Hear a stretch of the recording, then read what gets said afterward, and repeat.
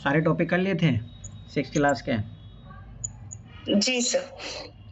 ठीक है, 7th 8th और कीजिए, फिर 9 10 का मैं कुछ चैप्टर बताऊंगा वही पढ़ना, उसमें और कुछ मत पढ़ना, ठीक है? ऐसे 6 7 8 में कुछ चैप्टर नहीं पढ़ने थे, ठीक है? अभी एक बार पढ़ लो, कोई दिक्कत नहीं है।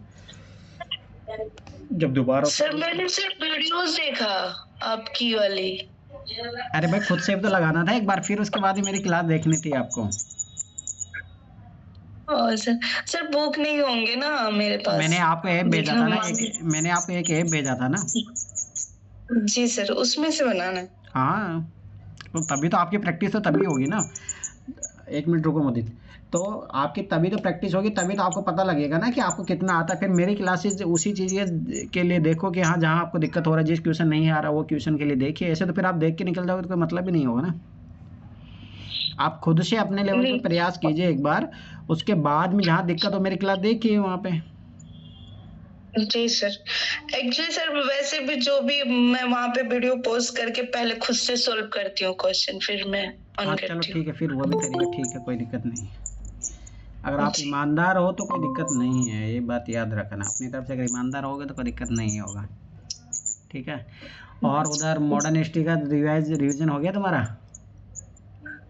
जी सर, मतलब कल और आज नहीं की हूँ, उधर की थी, मतलब कर रही हूँ, बस कल डिस्टर्ब हो गई फिर स्टडी मेरी। और संडे को थोड़ा डिस्टर्ब हो जाती हूँ। अच्छा, कोई नहीं होता, एक आध दिन छुट्टी मान लिया करो, कोई दिक्कत नहीं है। और तुम्हारी ज्योग्राफी कितनी क्लास हो गई? सर 6, बहुत कम सर, 6 क्लास ही हुए हैं। ऐसे कैसे काम इधर में चलेगा? ऐसे तो तुम है ना, पीटी आएगी ना तब तक क्लास भी कंप्लीट नहीं होगा तुम्हारा। नहीं हो जाएगी सर, इधर थोड़ा सा डिस्टर्ब थी बस। और अभी मतलब फैमिली को बोल रही हूँ थोड़ा सा मुझे टाइम दे। हाँ मतलब भाई मैनेज कैसे भी कीजिए, आप पढ़ना पड़ेगा। देखो अगर एग्ज़ाम निकालना तो पढ़ना पड़ेगा, और कोई सॉल्यूशन है नहीं, ये बात याद रख लेना। जी समझ में आया? तो ऐसे ऐसे काम नहीं चलेगा। सिंपल सी लॉजिक, फिर मैं लगभग 4-5 तारीख के बाद में क्लास लेना शुरू करूँगा, इसीलिए आज मैं क्लास ले रहा हूँ। फिर उसके बाद में जब मैं मेरे नेट जेआरएफ का एग्ज़ाम दे दूँगा कि मैं आ जाऊँगा, जब फ्री हो जाऊँगा तब क्लास शुरू करेंगे।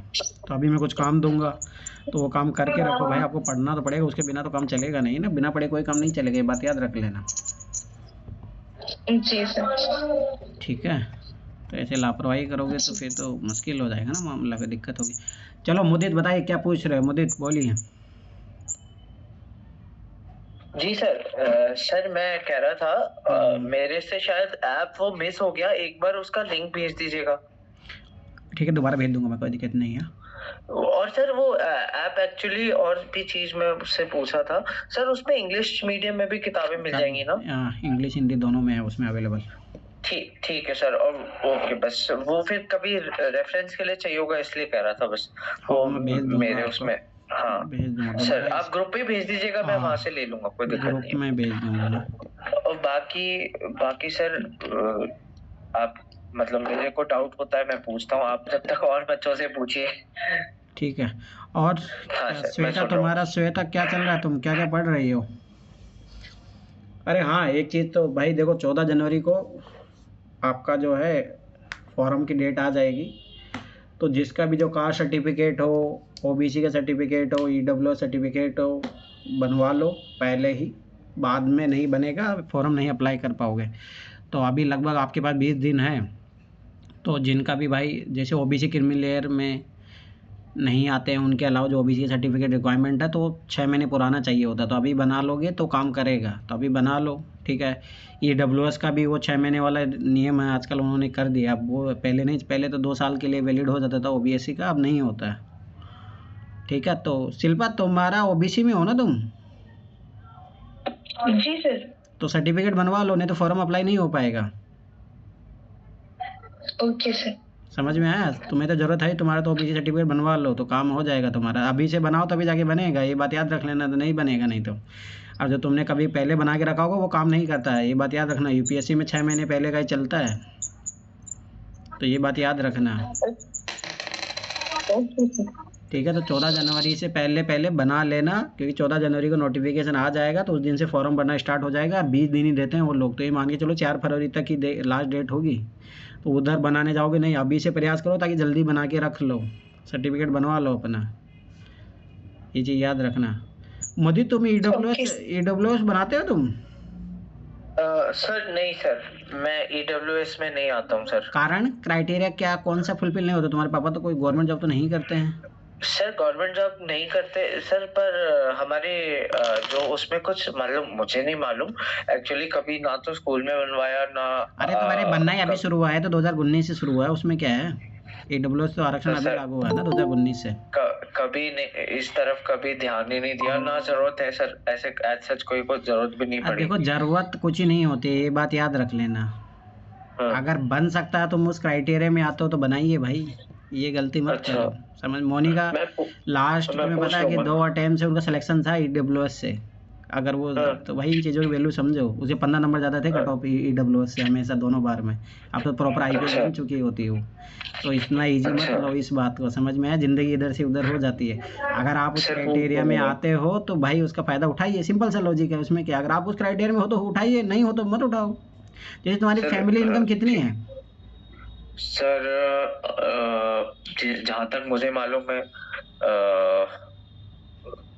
एक मिनट याद करूं, सर अबव 10 lakhs है सर। ये तो ईमानदारी बोल दी भाई तुम। चलो ठीक है, फिर नहीं बनेगा, वो 8 लाख तक ही है ना। तो हाँ, इसलिए तो शायद यही क्राइटेरिया फुलफिल नहीं होता, इसलिए कभी तो ध्यान तुम्हारे पापा को फिक्स इनकम चाहिए होती है, तुम 10 लाख कैसे बोल दिए? तुम फिक्स इनकम है क्या तुम्हारे पापा की? हाँ सर, फिक्स इनकम है ना, गवर्नमेंट की तरफ से आते हैं ना सर। पापा एक्चुअली गवर्नमेंट वकील है, तो जिस हिसाब से सर एक्चुअली जैसे मैं आपको बताऊं सर, जैसे सेंटर में ये सॉलिसिटर जनरल होता है, वैसे ही हर स्टेट का सॉलिसिटर जनरल होता है ना। तो वो जो केसेस देता है पापा को, वो पापा करते हैं, तो वो पापा सेंट्रल गवर्नमेंट के वकील हैं उस हिसाब से। तो उस केसों उन केसों का सारा लेखा जोखा, कितने पापा ने केस करे, कितने को जजमेंट मिला, कितने पेंडिंग है, उस साल का सबका लोखा जोखा सब सबमिट होता है इनकम टैक्स में और मतलब हाई कोर्ट में। तो उस हिसाब से सैलरी पापा कोई नहीं, मतलब जितने भी सेंट्रल गवर्नमेंट वकील होते हैं उनको मिलती है, तो उस हिसाब से है सर फैमिली। तो कोई दिक्कत नहीं है। हाँ, तो सर एक्चुअली ईडब्ल्यूएस के हमारे स्कूल में भी, जैसे बोर्ड्स मैंने सीबीएसई बोर्ड से दिया 10th और 12th, उसमें भी रिजर्वेशन का मतलब ऐसा ही होता था कि ओबीसी सर्टिफिकेट स्कूल में भी लगता था। तो जब भी कभी जरूरत नहीं पड़ी, और अभी भी कभी जरूरत ऐसे कॉलेज में भी बात है कि उस क्राइटेरिया में अगर आप आते हो तो ठीक है, नहीं आते तो स्वाभाविक सी बात है कि आपके लिए आप एलिजिबल नहीं है। हाँ नहीं है सर, हाँ वही है, इसलिए जरूरत इन द सेंस मैं इसलिए कह रहा हूँ कि अगर एलिजिबिलिटी होती तो वो अपने आप ही बन जाता, मतलब। अरे देखो चलो ऑन द रिकॉर्ड बात बोलनी तो नहीं चाहिए, पर चलो मैं बोल ही देता हूँ। देखो हकीकत बात है, जिनके है ना करोड़ों रुपए संपत्ति है ना, वो भी ईडब्ल्यूएस बना के बैठे हैं, हकीकत ये है। समझ में आ गया? अच्छा। हाँ, मुझे मालूम नहीं था। तो फिर एक मिनट सर होल्ड कर, आवाज। चलो ठीक है। संध्या तुमने बना के रखा है ना कास्ट सर्टिफिकेट? संध्या, अरे कौन क्या श्वेता भाई बनवा लो, 14 जनवरी लास्ट डेट है, मैं पहले बता रहा हूँ। फिर नहीं बनेगा तो फिर भूल जाओ। हाँ सर, मेरी बनी है। बनी है ना तुम्हारा? और आजकल वो फोटो वाला चलेगा, न्यू वाला है ना तुम्हारा बना हुआ? न्यू वाला बना हुआ सर मेरी 24 में ही बनी। हाँ ठीक है, वो चल जाएगा, कोई दिक्कत नहीं। आप ऐसी कैटेगरी में आते हो ना? जी सर। तो SC ST के लिए जो है वो उसमें टाइम पीरियड नहीं मांगते हैं, OBC और EWS में टाइम पीरियड मतलब 6 महीने पहले का ही बना हुआ होना चाहिए, तो SC ST वाला चल जाता है। हाँ उसमें रहता है टाइम पीरियड। तो श्वेता तुम्हारा नहीं बना है तो भाई बनवा लो, अब 20 दिन है मान के चलो तुम्हारे पास। तो पहला तो ये चीज़ कर लो भाई, इस एग्ज़ाम की मेरा माने, देखो मैं फिर बार बता रहा हूँ कि प्लानिंग सबसे इम्पोर्टेंट। तो सबसे पहली प्लानिंग तो यही है कि तुम फॉर्म भरने के लिए एलिजिबल हो। पता लगा तुम्हारा कास्ट सर्टिफिकेट नहीं बना है तो फिर तुम फॉर्म ही अप्लाई नहीं कर पा रहे हो। तो जिनके यही दिक्कतें हैं तो पहले से अपने डॉक्यूमेंट्स तैयार करके रखिए।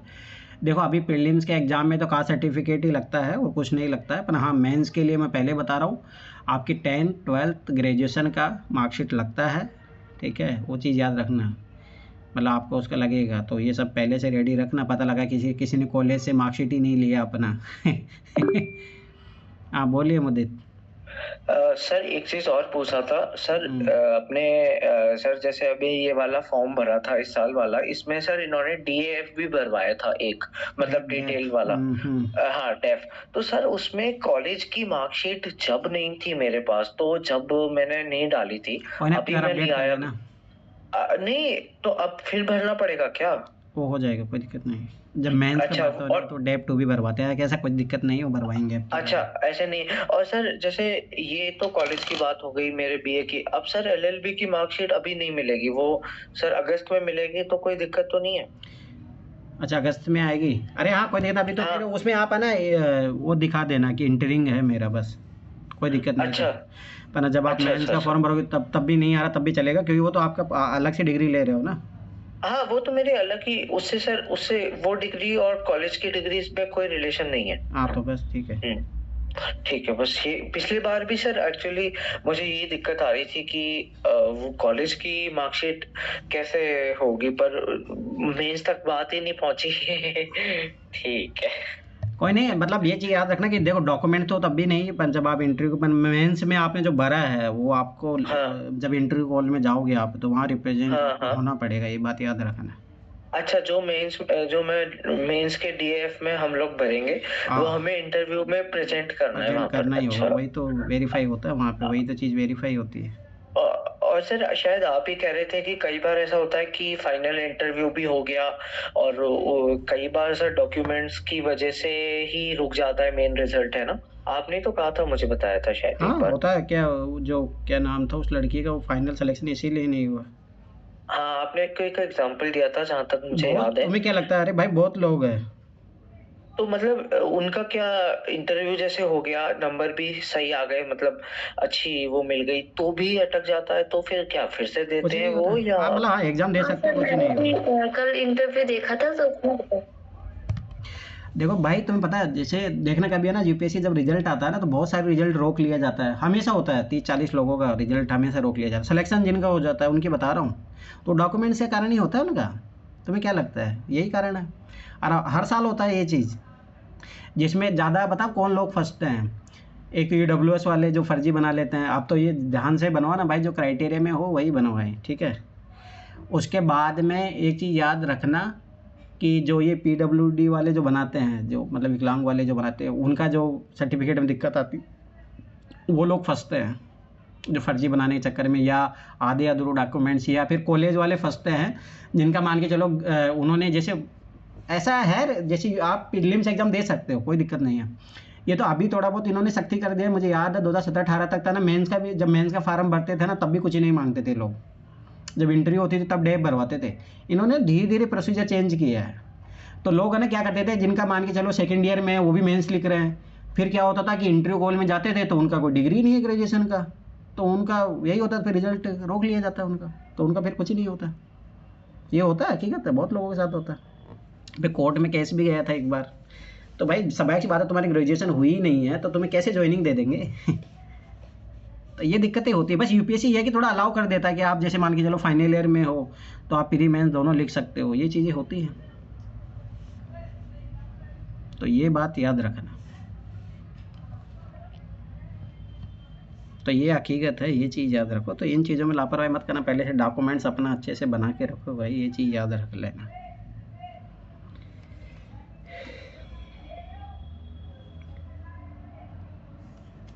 ठीक है, तो ये हो गया पहली बात। दूसरी बात एक चीज़ याद रखना कि देखो मेरा मानना है कि देखो मेंटली अगर आप ये मान के चलो कि जनवरी पूरा ख़राब हो जाएगा, मैं पहले बता रहा हूँ, अगर डॉक्यूमेंट तैयार नहीं है आपके तो भाई अभी दिसंबर के 8-10 दिन है, ये चाहे ख़राब कर लो, पर वो जनवरी के जो है पूरा 1 महीना ख़राब मत कर लेना।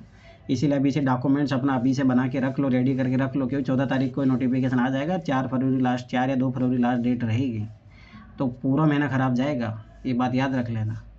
गलती से मान के चलो कि डॉक्यूमेंट नहीं बने, फिर जनरल से भरना पड़ा, तो फिर ऐसे फिर आपका आधी उम्मीद तो ऐसे टूट जाएगी, क्योंकि आप अपने आप को मेंटली पे तैयार करना बहुत मुश्किल होता है। आप लोगों को क्या लगता है कि इतना ईजी नहीं है भाई एग्ज़ाम, तो मेंटली आप अपने आप को प्रिपेयर ही नहीं कर पाओगे। फरवरी ऐसे गया, फिर सोचोगे यार तैयारी कर लेते हैं तो गायब। ठीक है, तो पहली बात तो आपके लिए यही है कि जो भी है अपने डॉक्यूमेंट्स रेडी करके रखो, 14 तारीख का फॉर्म आ रहा है। यूपीएससी का फिक्स होता है, ये स्टेट पीसीएस की तरह नहीं है। इसकी याद रखना कि प्री मेंस और फाइनल रिजल्ट यहाँ तक ज्वाइनिंग सब फिक्स है, इसका सब पैटर्न फिक्स है। तो ये स्टेट पीसीएस के एग्ज़ाम की तरह नहीं है कि मेंस हो गया रिजल्ट ही नहीं आ रहा 2 सालों तक तो ये बात याद रख लेना, ठीक है। तो इसीलिए सबसे पहले अपने जो भी है डॉक्यूमेंट तैयार कर लेना। हाँ, दूसरी बात, ये आज क्लास लेने का पर्पज़ यही था कि आप लोग, मतलब मैं जैसे एमए का एग्ज़ाम देके फ्री होऊंगा तो मैं लगभग 3 तारीख को मैं वहाँ से आ जाऊँगा। तो 4 तारीख को क्या वार है, 27 को संडे पड़ेगा, तो 4 को शायद संडे है ना। फिर एक बार बताओ मुझे, 4 को, 1 मिनट रुको मैं बताता हूँ। 4 को संडे है, तो 5 तारीख को मंडे से क्लास होगा। तो मैंने पहले बोला था मंडे, ट्यूसडे और वेडनेसडे आपकी जीएस की क्लासेज होगी। अरे जीएस की क्लास में सिंपल सा लॉजिक है कि आपसे डायरेक्ट क्वेश्चन पूछा जाएगा, पढ़ाना उड़ाना कुछ ही नहीं है। और थर्सडे और फ्राइडे को जो है सीसीएटी की क्लास होगी। सीसीएटी क्लास में पहले बता रहा हूँ, अभी उसमें मैं क्वेश्चन सोल्व करवाऊँगा तुम लोगों से डायरेक्ट। तो पहले से कुछ काम जो दूंगा, आज मैं कुछ वर्क दे दूंगा। अभी लगभग आपके पास, ये मान के चलो लगभग 15 दिन के समथिंग टाइम है, 13-14 दिन है आपके पास। तो इस दिनों में जो भी मैं होमवर्क दूंगा वो कर लेना। नहीं करोगे तो समझ बात, आप क्लास में बैठ ही नहीं पाओगे। जब बैठ नहीं पाओगे तो समझ पाते एग्जाम का रिजल्ट भी नहीं निकलेगा, क्योंकि आप लापरवाही करोगे, काम नहीं करके आओगे। तो सिंपल सा लॉजिक है कि आप क्लास में आ ही नहीं पाओगे। और जब क्लास में नहीं आ पाओगे तो समझ बात है, फिर आप खुद ही सोच लो आपकी क्या, किस लेवल की तैयारी चल रही है। तो ये बात याद रख लेना, ठीक है। तो अभी हाँ, तो लिख लो भाई, मैं कुछ होमवर्क दे रहा हूँ। तो सबसे पहला देखो, ज्योग्राफी मैंने उस दिन लिया था क्लास, तुम लोग सब भाई किसी ने पढ़ा है? चलो मुझे बता दो, किसी ने पढ़ा है ज्योग्राफी की एनसीईआरटी जो मैंने बोला था उस दिन? किसी ने नहीं पढ़ा ना, देख लो। तो अब आप लोग चाहे पढ़ो या नहीं पढ़ो, मुझे उससे मतलब नहीं, पर मुझे मेरी ड्यूटी याद है कि मुझे क्या करवाना है आप लोगों से, तो वो मैं करवाऊँगा। उसमें उतना ही अच्छा आपका रिजल्ट रहेगा जब आप उसमें पढ़ के आओगे, पार्टिसिपेट करोगे क्लास में आके, तब आप लोगों के लिए फ़ायदा रहेगा। तो अब मैं दोबारा फिर से 10-15 दिन का टाइम तुम्हें बता रहा हूँ। ज्योग्राफी और इकोनॉमी की एनसीईआरटी एक बार पढ़ लेना, ठीक है। ज्योग्राफी एनसीईआरटी 6 से 12, ठीक है। और इकोनॉमी 9 से लेकर 12 की एनसीईआरटी एक बार ज़रूर पढ़ के आना। उसके बाद में मैंने बताया भी था कि दृष्टि की वेबसाइट पर जाके इनके क्वेश्चन लगा लेना। अब ये काम ज़रूर कर ही लेना। अभी क्या होगा, जैसे ही फिर मैं 5 तारीख जब क्लास लूँगा तो उसमें अपना ये टारगेट रहेगा कि 2 वीक के अंदर अपना एक सब्जेक्ट कंप्लीट कर ले। जैसे कंप्लीट कर लोगे, सैटरडे आपका जीएस का सेट रहा। अभी मैं बता रहा हूँ, आपका जनवरी से, चाहे आपने तैयारी की है या नहीं की है, क्योंकि ऑलरेडी सब मैं जिनको जानता हूँ सब ऑलरेडी तैयारी कर रहे हो, तो आप लोगों का सीसेट का हर संडे जो है टेस्ट होगा। तो वो मैं टेस्ट आपको प्रोवाइड कर दूँगा, ठीक है। चाहे ओल्ड, देखो फुल टेस्ट ही देंगे, फालतू सेक्शनल टेस्ट देने से कोई मतलब नहीं है। तो आप लोग चाहे मेरी नोट्स है वो पढ़ लेना, क्लासेस देख लेना, जो भी है, पर आपको सीसेट का टेस्ट होगा। हर संडे की संडे आपका टेस्ट होगा, अभी से मैं बता रहा हूँ। क्योंकि मुझे पता, देखो हर लगभग अपने पास 4 संडे पढ़ते हैं, तो 4-5 महीने एग्ज़ाम के बचे हैं। 5 एक संडे तो भूल ही जाओ, 2 संडे तो उधर भूल ही जाओ। तो 4 मतलब 4 मंथ का संडे मान के 16 संडे, तो 16 ही फुल टेस्ट दे पाएंगे, बहुत कम है। तो इतना तो देना ही है, मिनिमम है। ये मान के चलो, मेरा मानना है कि इस एग्ज़ाम के लिए 10-15 टेस्ट सीसेट के लगा लेने चाहिए फुल टेस्ट, तब जाके आप एग्ज़ाम में एकदम अच्छे से बैठोगे। दूसरी बात ये चीज़ याद रखना कि इसका टेस्ट देने का मतलब ये नहीं है कि आप कुछ भी टेस्ट दे। जैसे पिछली बार मैंने क्या होता था, मैं बोल देता था, टेस्ट भेज देता था, दे रहा नहीं दे रहा। अब की बार ऐसा नहीं चलेगा। अब की बार टेस्ट आपको, जैसे अभी मैं लाइव क्लास हूँ, सामने आके बैठ के देना होगा, और उसका टाइम होगा एग्ज़ाम वाली टाइम में। भाई जीएस जैसे 9:30 से 11:30 होता है, यूपीएससी का एग्ज़ाम जो होता है, ताकि आप हैबिचुअल बन सको। अब पिछली बार बच्चों की दिक्कत रहती है, सर हम इस टाइम बिजी रहते हैं, ये देखो, उससे मुझे कोई एक्सक्यूज़ का आपका मतलब नहीं है। जो आएगा सिंपल सी बात है। हाँ, इंग्लिश में सब मिलेगा, आप टेंशन मत लो। टेस्ट आपको वो बाइलिंगुअल मिलेगा, वो मैं प्रोवाइड करवा दूंगा, वो मेरी गारंटी है, ठीक है। टेस्ट आपको मिलेगा, बाइलिंगुअल मिलेगा। तो ये चीज़ याद रखना, ठीक है। तो टेस्ट की टाइमिंग अभी मैं बता रहा हूँ कि 9:30 से 11:30 जीएस वाला टेस्ट रहेगा। पर जीएस का टेस्ट ये मान के चलो वीक में, पहले तो अपन जैसे भाई पहले सब्जेक्ट कवर करेंगे, उसके बाद में ही होगा। पर सीसेट का टेस्ट जो है आपका संडे ही संडे होगा, ठीक है। तो ये चीज़ याद रख लेना, अभी से होगा सीसेट का, तब जाके आप लोग, क्योंकि मैं देखो जितनी डील देता हूँ ना, आप लोग उसका उतना ही दुरुपयोग करते हो तो सीधी सी सिंपल सी यार ये बात सही भी है कि कभी भी ना टीचर को ना बच्चों के अकॉर्डिंग नहीं होना चाहिए, नहीं तो टीचर भी बर्बाद फिर बच्चे भी बर्बाद, ये दोनों हकीकत है ये। तो सबसे बढ़िया है कि टीचर स्ट्रिक्ट रहे, तो इससे क्या होता है ना बच्चे अपने अंदर अनुशासन ले ही आते हैं टाइम के साथ, धीरे धीरे। अगर मैं ढील दे दूंगा तो फिर वो कोई उम्मीद नहीं होती। तो सिंपल सा लॉजिक यही है कि आप लोगों का हर मतलब ये मान के चलो कि 4 तारीख का संडे तो भूल जाओ, पर 12 तारीख को जो संडे होगा, ठीक है, 11 तारीख को होगा ना संडे, हाँ 4 के बाद में 11 को होगा, तो 11, 18, 25 ऐसे आपको ये 3 टेस्ट तो आपको जनवरी में होंगे सीसेट के। और ये मान के चलो कि आपके ज्योग्राफी के जो टेस्ट है, आपको ज्योग्राफी और इकोनॉमी के टेस्ट कंप्लीट करने ही है जनवरी में, तो हो सकता है तो हाँ बोलिए, बोलो संदेह। आपका सीसेट है, एक बार अगर मतलब आपके पास टाइम हो तो, क्योंकि ऐसे हम लोग तो जो भी आपने नोट्स भेजा है उसे कर रहे हैं, लेकिन अगर आप बताते हैं जैसे पहले सॉल्व कराते थे क्वेश्चन, तो आप तरीके बताते हैं तो उससे थोड़ा ज्यादा दिमाग में चीजें जाती हैं। तो उसके लिए मेरी क्लासेस पढ़िए ना, मेरी पीवाईक्यू वाली क्लासेस देखिए आप उसके लिए, इसीलिए मैं एनसीईआरटी क्लास भेजा हूँ आपको, आप उनको देखिए, एक बार देख लीजिए, वो आपको सीख जाऊँगा। हाँ ऐसा टेंशन मत लो, जो अपन सैटरडे थर्सडे फ्राइडे करेंगे ना, तो उसमें एक टॉपिक लेके कराऊंगा, तो पहले मैं टॉपिक समझाऊंगा, उसके बाद में क्वेश्चन करवाऊंगा तुमसे, उसकी टेंशन मत लो, वो मैं करवाऊंगा, ठीक है। सर मैं भी इसी बात में ही मुझे भी एक आइडिया आया सर। मैंने शायद आपसे पहले भी कहा था जब सिर्फ मैं ही आपसे पढ़ता था कि सर जैसे कुछ सर सीसेट में रीजनिंग के कुछ ऐसे टॉपिक्स होते हैं कि अगर उनको कोई टीचर जैसे आप ही एक बार, जैसे मैं तो ऐसे करता हूँ जनरली, जब पहले तो मैं ऐसे करता था कि यूट्यूब पे मैं देख लेता था, तो सर ऐसे जैसे कैलेंडर का टॉपिक हुआ और ये अपना ये कौन सा कोडिंग डिकोडिंग, ऐसे कुछ टॉपिक, क्लॉक हुई, सर ऐसे टॉपिक्स होते हैं ना अपन क्लास में, जैसे आज आप बैठे हैं सामने, तो आप स्क्रीन शेयर करके कुछ अपने आप डायग्राम बना के या फिगर बना के ऐसे भी आप थोड़ा सा समझा सकते हैं, क्योंकि सर हाँ नहीं मैं टेंशन मतलब वो काम तो चलेगा, वो अपना साइड बाय जो थर्सडे फ्राइडे जो क्लास होगी और उसमें लगभग 2-3 घंटे क्लास लेंगे अपन, तो उसमें टॉपिक को टारगेट किया जाएगा और उससे रिलेटेड जो भी क्वेश्चन होंगे वो मुझे करवाने होंगे, वो मैं सब करवाऊंगा, उसकी टेंशन मत लो, वो सब होगा। और सर इसमें ये भी है कि सर रीजनिंग पे मतलब मैं तो सर जैसे नॉन मैथ्स बैकग्राउंड का हूँ, तो सर रीजनिंग पे थोड़ा अगर अच्छा, मेरा मानना है कि अगर रीजनिंग के 10 क्वेश्चन भी आ रहे हैं पेपर में 1 मिनट, 8 क्वेश्चन भी आ रहे हैं, कॉम्प्रिहेंशन के बाद रीजनिंग करी जाए ना, तो सर रीजनिंग से ये एक कॉन्फिडेंस रहता है सर। मतलब मैंने तो यही देखा मेरे 2 अटेम्प्ट्स में कि अगर मैं रीजनिंग पे फोकस करके जाता हूँ ना, तो मेरे को ये नहीं घबराहट होती या मुझे ये नहीं लगता पेपर में कि सिर्फ मैथ्स ही है इसमें, मुझे ऐसा लगता है कि, और सर इसमें ये भी है सर, रीजनिंग के क्वेश्चन भी एक बार आप जैसे पेपर आप जब कराएंगे, आपके पीवाईक्यूज की क्लास मैंने देखी है, उससे मुझे एक तो ये हुआ कि सर रीजनिंग के क्वेश्चन निकालने आए, मतलब 80 क्वेश्चन ऐसे सामने आ जाते हैं, उसमें पैराग्राफ के तो निकाल लेते हैं सर क्वेश्चन, अब सर मैथ्स रीजनिंग के लगभग एक जैसे लगते हैं, तो उससे आपकी वीडियोस देखने से, मैंने आपकी क्लासेस तो देखी हैं पहले जो आप पुरानी करा चुके हो, उसमें सर आप हिंदी में भी कराते थे, तो सर इसमें काफी आसानी रह रही है मुझे तो कि मैं रीजनिंग के क्वेश्चन अलग निकाल सकता हूँ। मतलब अब ये है कि अगर आपकी थोड़ी और उसमें मिल जाए, क्योंकि वो सर थोड़ा पुराना हो गया जो आप में क्लासेस हैं आपकी, अब सर नए पैटर्न में, अभी ये 2025 में नया पैटर्न आया था मेथड, हाँ वो नए क्वेश्चन उसके भाई देखो, कोई भी क्वेश्चन सोल्व करने का, देखो जैसे मान के चलो एचसीएफ एलसीएम पढ़ रहे हैं, उसका बेसिक मैं सिखा दूंगा। अब देखो क्वेश्चन का क्या होता है कि क्वेश्चन को मुखड़ा चेंज करता है, तो वो आपको समझना है एग्जाम में और उसको अप्लाई करना है। एक चीज हमेशा याद रखना, मैथ में कुछ भी नया नहीं होता है, बेसिक्स जो चीजें प्रिंसिपल होते हैं ना वही चीज होगा, एलसीएम एचसीएफ भाई जो कॉन्सेप्ट रहेगा वही रहेगा, पर हाँ ये है कि क्वेश्चन पूछने का तरीका बदल सकता है एग्जामिनर, ये बात हमेशा याद रखना, और कुछ भी नहीं होता।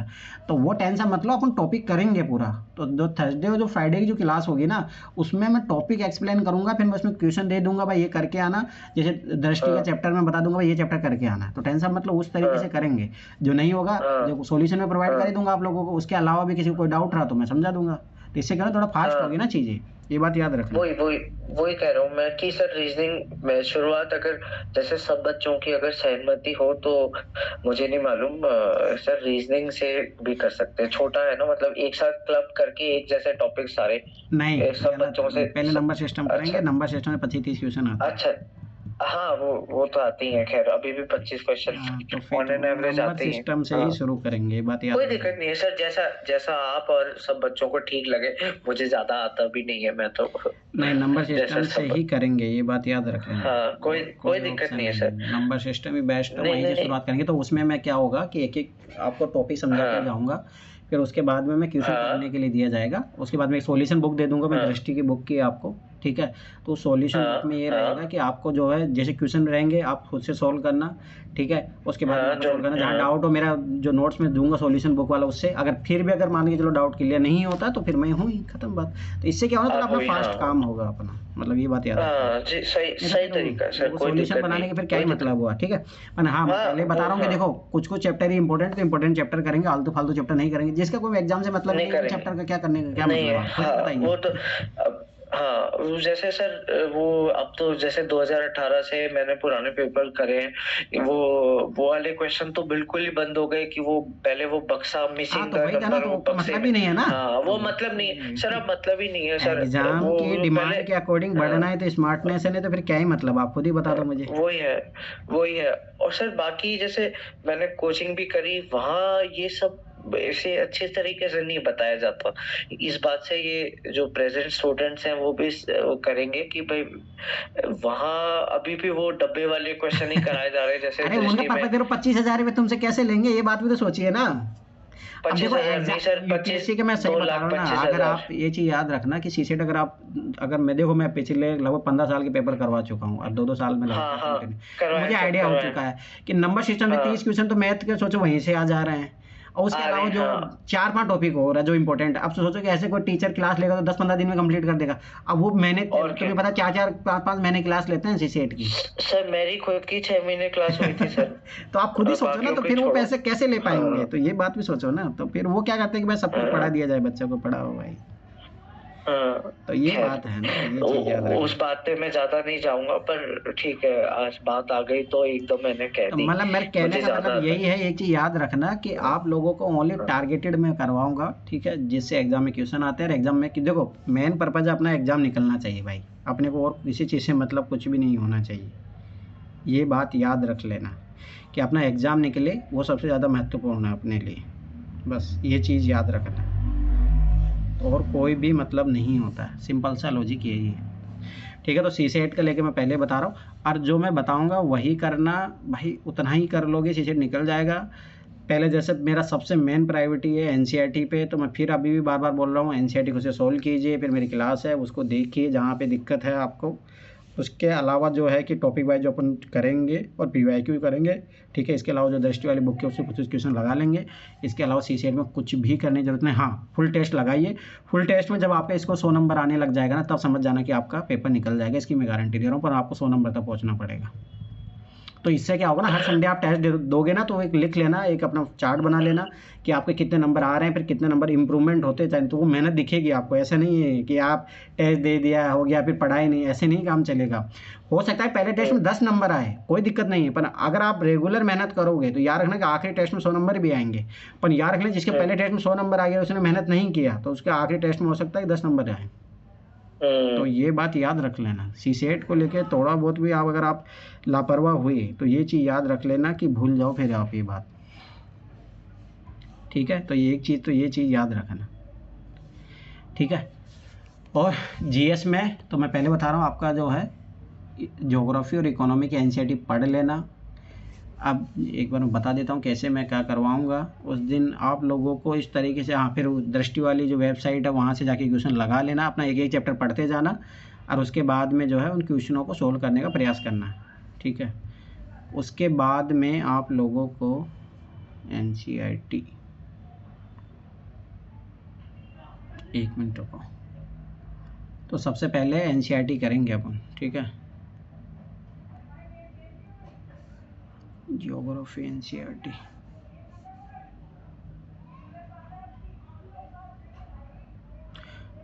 तो जैसे मैं एक डेमो दे देता हूँ, उस दिन क्या क्लास होगा, तो इससे अभी भाई पढ़ोगे तभी मेरी क्लास में आओगे तो फ़ायदा होगा, नहीं पढ़ के आओगे तो भूल जाओ, मेरी क्लास में टिक भी नहीं पाओगे, मैं पहले बता रहा हूँ। पर इतना मैं गारंटी बोल रहा हूँ, जो टिक गया आखिरी तक 4-5 महीने, उसका एग्ज़ाम भी निकलेगा, ये बात भी याद रख लेना। अब आपको एग्ज़ाम निकालना है तो क्लास में आना, नहीं निकालना तो भाई आप मौज मस्ती करो, कुछ जो करना आपका मन हो वो करिए। तो वो आपके ऊपर निर्भर करता है कि आप लोगों को क्या करना है, एग्ज़ाम निकालना है या नहीं निकालना, बस सिंपल सा लॉजिक यही है। तो मैं अभी डेमो दे देता हूँ आप लोगों को।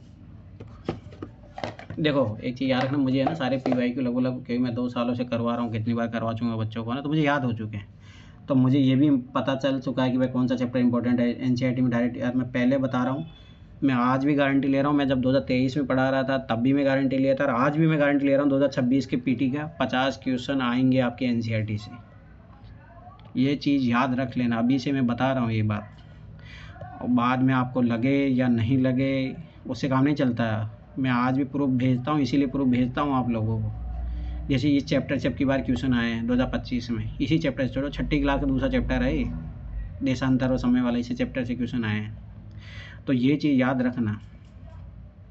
अब देखें, जैसे मान के चलो यही चैप्टर है, ठीक है, तो मैं आपसे सीधा सिंपल सा ये क्वेश्चन पूछूंगा कि भाई मुदित जो है, आप जो है कि ये अर्थ जो कैसे रोटेशन करती है, कैसे दिन रात बनता है, उसको एक्सप्लेन कर दो। तो आपको एक्सप्लेन करना पड़ेगा, समझ में आया कॉन्सेप्ट। जैसे मान के चलो मैं कोई कॉन्सेप्ट पूछ रहा हूँ, तो आपको जिसको भी पूछूंगा उसको बताना पड़ेगा, तब जाके तो आप इस लेवल पे NCERT आपको पढ़ के आनी है। फिर मैं ये बोल दूंगा कि भाई जो है श्वेता आप इसको एक्सप्लेन कीजिए, कैसे क्या होता है, दिन रात कैसे होते हैं, ऋतुएं कैसे चेंज होती है।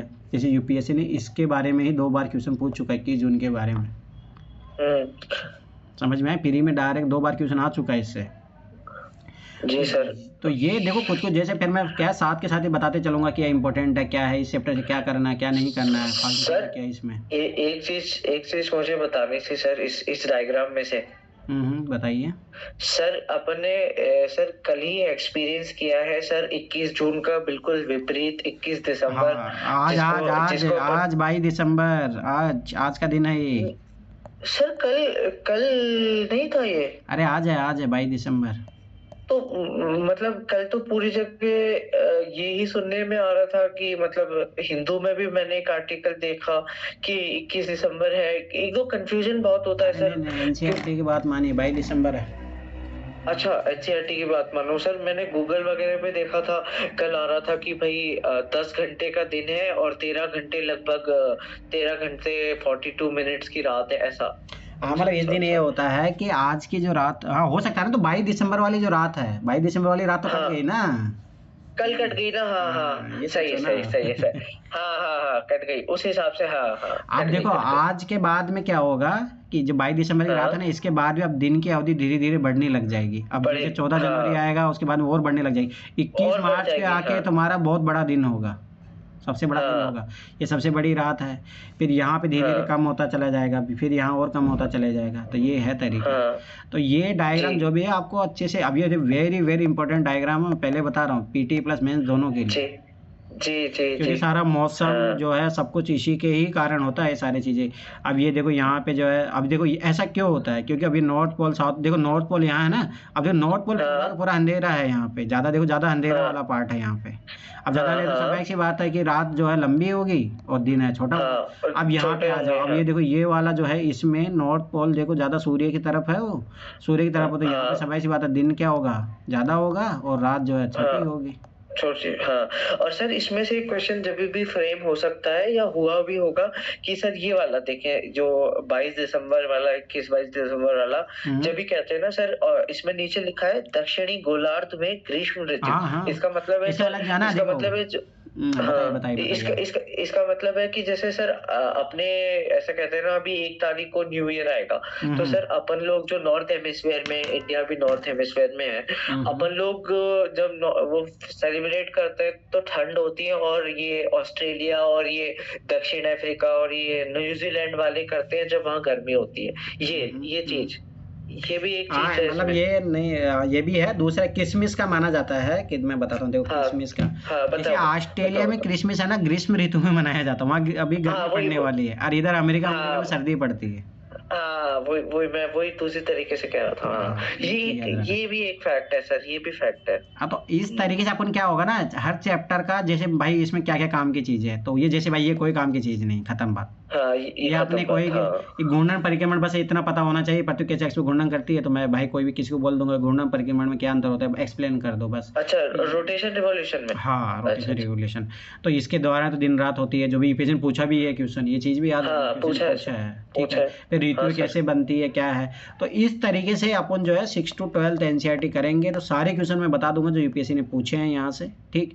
उसके बाद में आपको जो है विजन के टेस्ट लगाने हैं, समझ में आ गया। इसके बाद एक बार और रिवीजन करके आपको विजन के टेस्ट लगाने हैं, बस खत्म काम। ऐसे आप अपन एक एक सब्जेक्ट को कंप्लीट करते चलेंगे, ठीक है। उसके बाद में जब एक बार सब्जेक्ट कंप्लीट हो जाएगा, फिर अपन जो है सब ऐसी बात और क्वेश्चन को इवॉल्व करने के लिए अपन जो है पीवाईक्यू, ये जो यूपीएससी सारे एग्जाम जो करवाती कंडक्ट, उसके सारे क्वेश्चन एक बार कर लेंगे। जैसे जो यूथ कंपटीशन वाली बुक है उसके क्वेश्चन कर लेंगे अपन, ठीक है। पर वो पहले जब ही कर पाओगे ना जब कमांड बनेगी सब्जेक्ट पे, बिना कमांड के तुम लोग क्या ही कर पाओगे बताइए।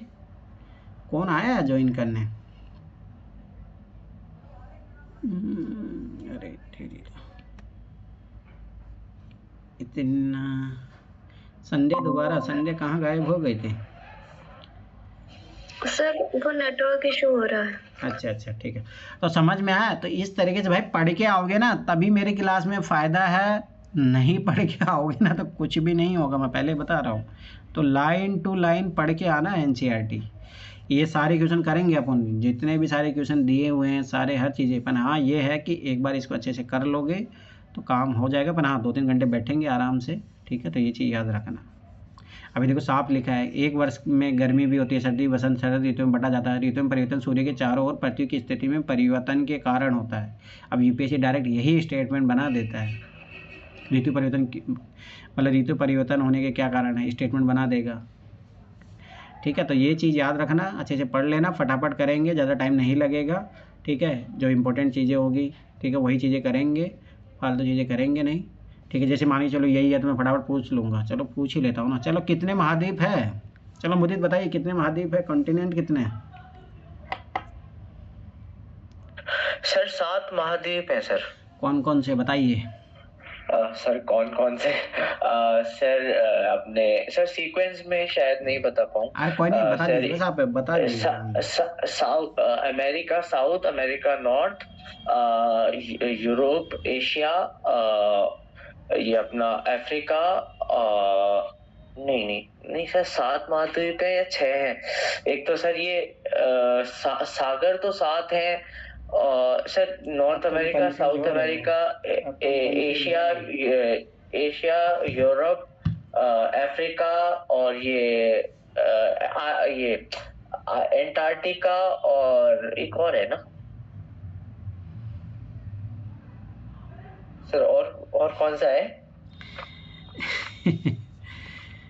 अरे सिंपल सा है, देखो तुम्हारा जो है ऑस्ट्रेलिया हो गया तुम्हारा, ठीक है। नॉर्थ और साउथ अमेरिका हो गया, अफ्रीका हो गया, यूरोप हो गया, एशिया हो गया, और जो बड़ा अंटार्कटिका महाद्वीप हो गया, और क्या है, बस यही महाद्वीप। अच्छा ओहो ग्रीनलैंड, अरे एक तो ये ग्रीनलैंड। अरे ग्रीनलैंड महाद्वीप नहीं है तो?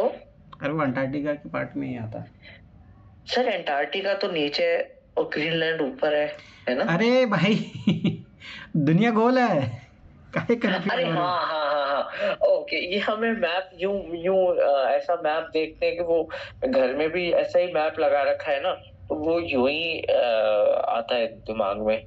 जबकि पढ़ा है सर ज्योग्राफी में, कॉलेज में भी सर मैप बनाना सीखा है, उसमें मालूम होता है कि ग्रिड कैसे बनती है, वो प्रोजेक्शन भी सीखे। पर वो सर सबसे पहले कोई मैप दिखाता है ना तो यही इमेज आती है कि मैप हमेशा फ्लैट होता है, जबकि हम ये भूल जाते हैं कि एक ग्लोब वो है, वो मतलब वैसा है, उस शेप का है, गोल है, ठीक है। तो ये चीज़ याद रखना, मतलब मेरा कहने मतलब है यहाँ से जो भी क्वेश्चन बनने का पॉसिबिलिटी रहेगा ना इस डायग्राम से, मैं वो सारे क्वेश्चन पूछ लूंगा आप लोगों से, ये बात याद रख लेना, ठीक है। तो इस तरीके से करेंगे तो मैं फिर बता रहा हूँ, पढ़ के आओगे तभी। और फिर एक चीज़ याद रखना, पढ़ के आओगे क्लास में बैठोगे तो सीखने को भी मिलेगा, हाँ वो तो ये चीज़ याद रखना। तो पहले से पढ़ के आओगे तब मज़ा भी आएगा, भागोगे नहीं तो क्लास में फिर वही होगा कि तुम्हें लगेगा मैं तो पढ़ के नहीं आया, तो पढ़ के नहीं आया तो आपको तो फिर वही बोरिंग लगे जो भी है, फिर तो समझ लेना, फिर एग्जाम भी नहीं निकलेगा, ये बात भी याद रख लेना। अच्छे से कर लो, ठीक है। अब ये सारे महाद्वीप दिए हुए यहाँ पे देखो, अब मैं ये भी पूछूंगा भाई जो है 0 डिग्री कहाँ से कौन कौन से महाद्वीप को काटता है, जैसे आपके यूपीएससी पीटी में पूछ ही लिया था कि अफ्रीका में कौन कौन सी लेक को काट के जाता है। अब ये चीज़ें आप नेट पे सर्च करके सब कुछ करनी पड़ेगी, वो साथ के साथ बैठ के करना पड़ेगा, पर वही है करना पड़ेगा और कोई ऑप्शन नहीं है। कर लोगे इतना मैं गारंटी बता रहा हूँ कि दुनिया का कोई सा भी एग्ज़ाम दे लेना, जीएस जहाँ पे आएगा वहाँ पे पीछे मतलब आपके लिए सिलेक्शन का कारण वही बनेगा। तो इस तरीके से तैयारी करो कि जहाँ एनसीईआरटी में जो भी चीज़ें दी हुई है उसको अच्छे से कर लो। जैसे यूपीएससी ने देखो यूराल पर्वत का पूछा, यहाँ से यूराल नदी आती है, ठीक है, तो वो कैस्पियन सी में करती है जाके। यूपीएससी ने 2020 का क्वेश्चन जाके देखिए, यूपीएससी ने पूछा यहाँ से मोजाम्बिक जो है रिवर आती है और मोजाम्बिक चैनल में जाके गिरती है, जाम्बेजी नदी। तो यूपीएससी ने 2020 में ये क्वेश्चन पूछा, ठीक है। तो ये पता होना चाहिए, एटलस के बारे में पूछ चुका है यूपीएससी, ठीक है। आपकी बात देखो एंडीज पर्वत श्रेणी के बारे में पूछा, तो भाई इन्हीं से तो एग्जाम क्वेश्चन आता है। पर वही है कि इनको थोड़ा सा डिटेल में जाके आपको करना पड़ेगा, तो वो मेरा काम रहेगा पूछने का। तो आप लोग पहले ही उस तरीके से तैयार करके आना अपने आप को, समझ में आया। और मैं पहले बता रहा हूँ सीसेट में मैं सामने क्वेश्चन सोल्व करवाऊंगा, क्योंकि अब मुझे तुम लोगों पे बिल्कुल भी ट्रस्ट नहीं रहा, तो मैं सामने बैठा के सोल्व करवाऊंगा, ये चीज़ याद रखना। ऐसे काम नहीं चलेगा, क्योंकि ऑनलाइन ही मैंने देखा बच्चों को पकड़ होती नहीं है। अब मैं जो तुम लोग बोलते हो उसमें मैं विश्वास कर लेता हूँ, उससे काम नहीं चलेगा। जैसे ऑफलाइन में मैं मेरे सामने बैठा के सोल्व करवाता हूँ क्वेश्चन, तो मैं आपके ऑनलाइन में भी यही काम करूँगा, ये बात याद रख लें। ये रट लेना, मैं पूछूंगा ये चीज़, ये एनसीईआरटी का पार्ट है, बाद में मत बोलना सर ये तो हमने एनसीईआरटी में देखा ही नहीं। तो ये चीज़ याद रखना, ठीक है। तो आपके पास 13-14 दिन का टाइम है, आज 22 तारीख है, तो 8-9 दिन ये है, 4 दिन वो 13 दिन है आप लोगों के पास। तो 13 दिन में आपको 6 to 12 ज्योग्राफी की एनसीईआरटी करनी है, 9 to 12 इकोनॉमी की, ठीक है। और उधर मैथ का एनसीईआरटी का जो मैंने काम दिया है, ठीक है, 6 to 8 क्लास का एनसीईआरटी, और जो मेरी क्लास है 9 to 12 का जो मैंने इंपॉर्टेंट चैप्टर बताया वो क्लासेज मेरे देख लेना, उससे काम हो जाएगा, ठीक है। उसके अलावा मैंने पैसेज की जो क्लासेज भेजी है वो देख लेना, ठीक है। और इसके अलावा मैं रीजनिंग मैथ की भी कुछ क्लासेज भेज दूंगा आप लोगों को, ठीक है। रीजनिंग मैथ की जो पीवाईक्यू वाली क्लासेज है वो मैं भेज दूंगा आज अभी ग्रुप में, ठीक है। तो जिनका ये कंप्लीट हो जाए वो देख लेना, जो देख लोगे तभी टेस्ट में अच्छे नंबर भी आएंगे। फिर धीरे धीरे जो अपन जो थर्सडे जो फ्राइडे है उस दिन एक पहले नंबर सिस्टम से शुरू करेंगे, अभी से मैं बता रहा हूँ नंबर सिस्टम से करेंगे। यूपीएससी के 2025 तक का जो पेपर का लेवल है उसे आगे और यूपीएससी कहाँ बढ़ सकता है उस लेवल तक क्वेश्चन कर लेंगे अपन, ठीक है। तो ये चीज़ याद रखना। किसी को कुछ पूछना है तो पूछिए। जीएस हम कौन सब्जेक्ट से स्टार्ट करेंगे? ज्योग्राफी से शुरू करेंगे, पर पहले आप लोगों के पास ये 13 दिन का टाइम है, तो ज्योग्राफी और इकोनॉमी एनसीईआरटी पढ़ लेना। तो अपन ज्योग्राफी शुरू करेंगे, फिर ज्योग्राफी जैसे कंप्लीट हो जाएगी फिर उसके बाद में ज्योग्राफी के टेस्ट लगाएंगे अपन, ठीक है। फिर उसके बाद में एनसीईआरटी सोल्व करेंगे। हाँ बोलिए सर थोड़ा टाइम मिले तो हिस्ट्री पे भी थोड़ा सा करेंगे। अरे तो कर लेंगे ना, ज्योग्राफी इकोनॉमी तो कर लो, फिर उसमें क्या होगा। आपकी तरफ से अगर आपको टाइम है आपके पास अपने तो कर सकते हो, उसमें क्या दिक्कत है। अरे नहीं हम तो मतलब अरे नहीं करेंगे भाई, फरवरी में तो फिर हिस्ट्री और पॉलिटी करेंगे, क्या बात करें। मार्च से फिर करंट अफेयर को अपन इन्वॉल्व करेंगे, मार्च से। अच्छा पहले बता रहा हूँ, याद रख लेना। तो मतलब करंट अफेयर्स भी तो करवाएंगे ना। हाँ तो मार्च से करेंगे ना वो, अभी नहीं करेंगे। अभी स्टैटिक पार्ट में कमांड बनाइए भाई, जनवरी फरवरी आपके पास जो है स्टैटिक पार्ट के लिए ही है। ठीक है, कोई इशू नहीं। ठीक है, तो ये चीज याद रखना। और किसी कुछ क्वेश्चन पूछना है? नहीं।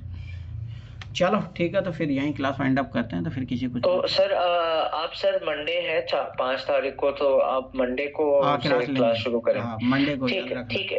और सर एक और चीज बता दो सर, ये लिंक 2 ग्रुपों पे आता है या एक ग्रुप पे आता है? नहीं, वो जब ऐसे नॉर्मल क्लास होगी तभी पर ये जो क्लासेज इस बैच की 20वां बैच की क्लासेज होगी वो इधर ही होगी। अच्छा, ये आज भीष्मा की क्लास है। हाँ यस ये चीज यार। अच्छा और क्या हो गया? और सर वो मंडे को टेस्ट है। अरे मंडे को टेस्ट नहीं, मतलब ये जो ज्योग्राफी की एनसीईआरटी आप पढ़ के आओगे इससे मैं क्वेश्चन पूछूंगा, तो हाँ टेस्ट ही मान लो एक तरीके से। मतलब मेरा एक मॉक टेस्ट टाइप से रहेगा आपका ये। और जो विजन का टेस्ट लगाऊंगा वो अलग रहेगा, उसका टाइम मैं दूंगा आपको जब भी कंप्लीट कर लेंगे तब। और सर इस पे ही ये आज ये भीष्मा वाले पे ही आप एक बार ना वो एनसीईआरटी का ऐप का लिंक भेज दो सर, वो डाउनलोड कर लेंगे। हाँ मैं अभी भेज रहा हूँ, ठीक है, वो आप उससे भेज दो। अच्छा सर ये क्लास के बाद आप फ्री हैं क्या 5 मिनट? ठीक है सर क्लास के बाद आप फ्री हैं क्या?